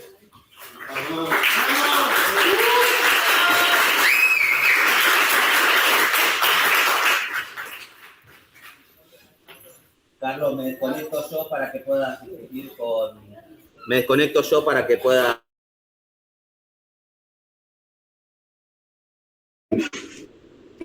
Yo lo que sí voy a pedir es que se acerquen a un micrófono porque la verdad que me cuesta mucho escuchar cuando se alejan. Por eso, por eso transmití, por eso puse 2 combos, para transmitir desde otro lugar y que no haya más nadie.